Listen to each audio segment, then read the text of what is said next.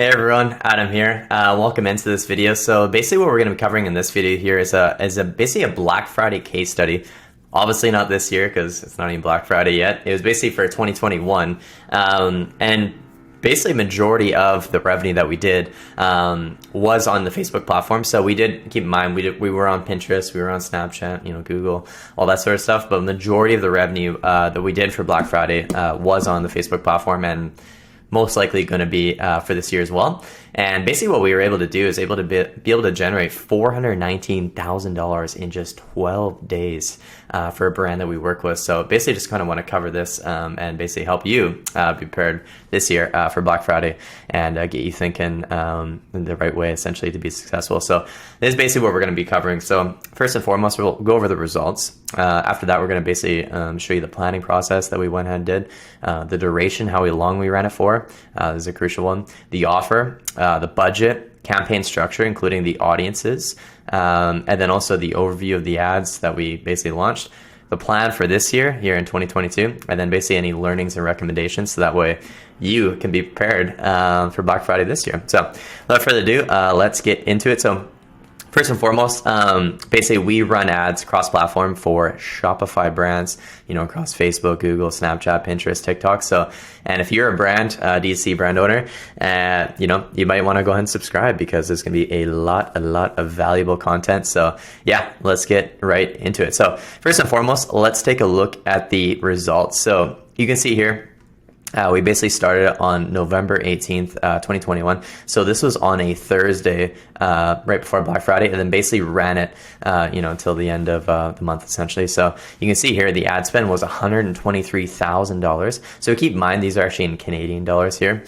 So US, well, right now, the American currency is a bit, it's a bit skewed, but basically I'd say about, 98,000-ish or so in the ad spend, and then about 380 or so American if you were to convert it over, and then return ad spend about a 3.4x. So keep in mind, as you scale up the ad spend a lot more, the return ad spend will tend to decrease, but you make a lot more revenue, a lot more profit overall, and a lot of customers to sell to in the back end. This brand here has a really solid LTV. So it's very, very well worth it. So yeah, that's basically what the results were. And this was just on the Meta platform. So I'm not including, the other platforms as well that we're spending on. So that was basically kind of a look there for that. And then you can basically see the results here in the back end. So you can see the time frame. We basically spent $123,000 and reached 1.2 million people literally in 12 days, generated almost 4,000 purchases. Cost per acquisition for this brand here was about $32.80, resulting in a purchase conversion value, i.e. revenue, of $419,000 just in 12 days. So very, very crazy. A lot of revenue in a very short amount of time, essentially. Let's just say that. Okay, so what do we do to plan? So basically for this, first and foremost, when we had our meeting to kind of plan this out, first and foremost, we have to, go over capacity and stock. They did actually take out some debt through Shopify Capital, so that really helped. And then they just invested basically all of it in stock. So stock actually wasn't really an issue, to be honest. We had a lot, but you definitely want to cover this. This is definitely something to be aware of. Second thing is how long we're going to run it for. When are we going to start it? When are we going to end it? Something to be aware of. I'm finding every year Black Friday is just getting sooner and sooner and sooner. Like even last year we were seeing, some brands were starting at November 1st. Like as soon as the first week of November came around, like boom, they're already launching Black Friday, which is crazy. But yeah, that's basically what was happening.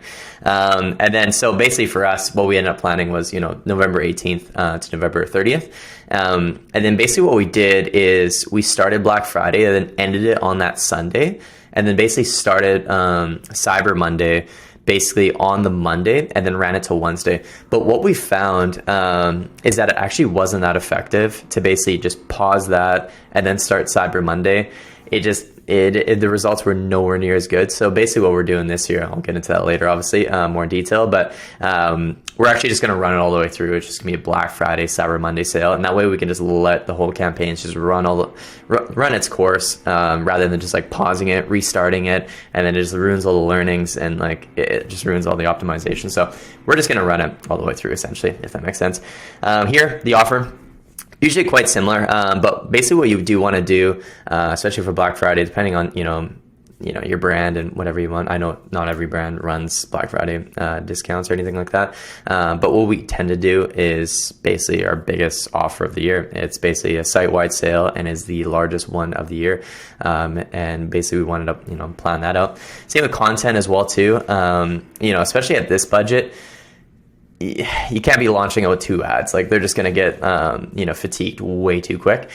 So we had to plan out, what kind of content we're going to do. And what we find best as well is really making sure that we have like a lot of brand new content. We find the results are significantly better when the content is brand new, and also planning out the budget. This kind of ties into everything else, how long we're running it for, the capacity, how much content we have, everything kind of ties into the budget and what we're able to do for it.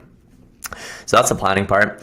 Up next is duration. So in terms of duration, like I was saying, basically started Thursday, November 18th, and then ended it Sunday, November 28th. And then, like I was saying, we started Cyber Monday on the Monday, and then basically ran into Wednesday, but we found the results were just nowhere near as good, essentially. So what we're going to do this year is basically just, run it all the way through. But that was basically the duration that we decided to run it for. We always find way more success literally like the week before Black Friday. The results actually weren't even as good like that Friday, Saturday, Sunday of Black Friday compared to like the Thursday, Friday, Saturday, Sunday, the week before, because people are already thinking about Black Friday, and you know what I mean? It's and the competition is a fraction.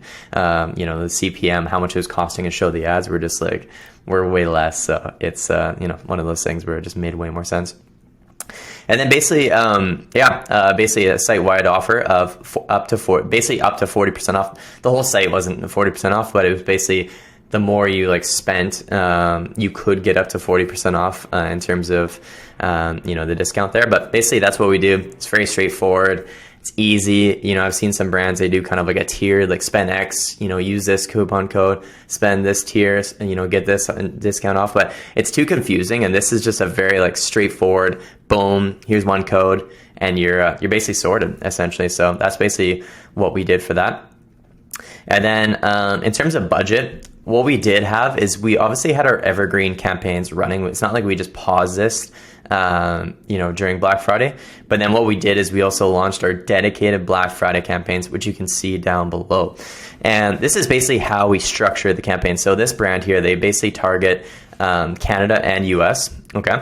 And then you can see for the budget, what we do is we actually set up a lifetime budget, and then we basically do CBO campaigns. So it's lifetime budget CBO, and it's basically the most optimized thing, because if you think about it, we're basically setting out a budget for the entire duration, and then we're literally letting Facebook dictate which audiences during that duration should spend the most on, and it's just gonna it's just the most optimized. Honestly, it works incredibly well, as you can see here. So basically, you can see here on Canada cold and then US cold. Where is it there? We basically, Canada, we actually allocated a lot more. So we allocated 32,500 on Canada cold. And then we basically did 18,000 on US cold. So Canada is just a bigger, it just performs a lot better. You can even see the CPMs were literally 50% lower. So it was costing us literally 50% less just to show the ads to people during the duration. So that makes a huge, huge difference. And then basically you can see here in Canada, so we have 32,500. And then basically on warm, so as people who have engaged with the Facebook and Instagram page, we spent about $10,000. And then on hot, we basically spent $7,500. So this is basically how we allocated that budget. So most of it's growing the brand, getting a bunch of new customers, all that good stuff. You can see we got over 1,000 purchases just from brand new people who have never even heard of the brand before during the time. So it's a way of picking up a lot of people, a lot of new customers. So, in total, that just on these campaigns, not even including the evergreen campaigns, got almost 1,500 new customers there. So very, very powerful. But this is basically how we did the budget split. Most of it, about 60 to 65%. goes towards cold traffic, and then the remainder goes towards retargeting, the Facebook and Instagram engagers, and also everyone who's been to the site in the last 180 days. So that's kind of how we go ahead and allocate the budget there. And then up next, we have campaign structure. Okay, so this is basically how we did it. So obviously you can see the cold traffic, warm, and then hot. So warm and hot is basically what I was just talking about there. You can see here the Facebook and Instagram engagers stacked. Basically everyone is engaged with those your pages there over the last year. So 365 days, as far back as you can go. And then for hot, basically what we do is we basically put together in a CBO these 4 different ad sets. Everyone who's been to a product page, so that's view content. Visitors by time spent, this is a bit of a sneaky one. So basically out of the top 25% of people who spent the most time on your site over the last 180 days, that's a really good one. And also everyone who's added to cart in the last 180 days, and everyone who's initiated checkout in the last 180 days as well. So that's basically how we organize that. And then basically for the warm traffic, we basically put that together. Now, in terms of the cold, so this brand here is obviously in the dog niche, as you can see. And we basically, what we do is we do different categories, and then we stack them together essentially to basically, create bigger audiences. And we basically stack all the winning ones together that we already know work. So for example, we already know all the dog breeds that work for this brand. We just stack them all into one ad set. And that's what we did for that. Now, in terms of dog brands, we stack all basically the dog brands that we know work for the brand, and we just put them all together. Same with dog interests. We just stack them all together that we know work. Other big brands, flex with dogs. So that was another one that we did. They have to like this huge brand. As an example, like Amazon is one that we had that, works really well, and we flex it with dogs. So that works quite well. And then just other top interests, flex with dogs. That was actually the biggest one. This one, it was just honestly some random interest that you would just not really think of, but then basically flex with dogs. So they have to like this random interest. I think one of them was actually hockey, as an example. It's big in Canada, so it makes sense. And then basically flexing with dogs. So that was actually literally our most profitable, audience there. And then you can see here smaller brands flex with dogs that actually did really well too, at a 4.53 ROAS. So that's basically how we structured it in terms of the audiences for that there. Now, in terms of overview of the ads, so what we did is we did 10 ads in total. So 7 photo ads, 2 video ads, and then 1 white background carousel. And then in terms of, a couple things to know for them. So the photo ads and the video ads, they actually all had Black Friday messaging on them. It was basically Black Friday. And then after that, it basically also had the offer, the up to 40% off site wide. Use code X for basically the offer there. So that's basically how we kind of structured it there. And then the majority of the content was brand new. This is where it comes down to the planning process to make sure that, you're actually getting brand new content and making sure it looks good. So that's basically how we went ahead and did it. Do you keep in mind, with those amount of audiences, with a budget, we definitely needed this amount of this many ads essentially. If you're at a smaller budget, a couple thousand a month, or no, sorry, a couple thousand for the period, you're not going to need 10 ads. 3 or 4 would suffice, maybe even 5 or 6 if you really want to have more, and then just obviously less audiences. But because we had such a large budget, we had to really split it out nicely, and then also have a lot of different ads, so that way they don't fatigue really quickly. So that's basically how we structured it there. And then obviously with the photo ads, it was kind of just a mix of, basically just product shots, so just showing the product, and then also some lifestyle shots, basically, some dogs with the product as well too. Now, in terms of plan this year, budget is increasing. So Canada, we're actually bumping up to $100,000 here in 2022. And then also US, we're raising up to $50,000 in terms of the budget. So we're basically raising the bar each time. We also didn't start here. Every year, been with them for about, 3 years now. No, we just keep raising the bar every time and just keep pushing it every year and just keep improving. And then another thing we're doing as well too is we're actually launching a creator whitelisting campaign through #paid. By the time you see this video, you probably will have time actually to get that sorted and go for it.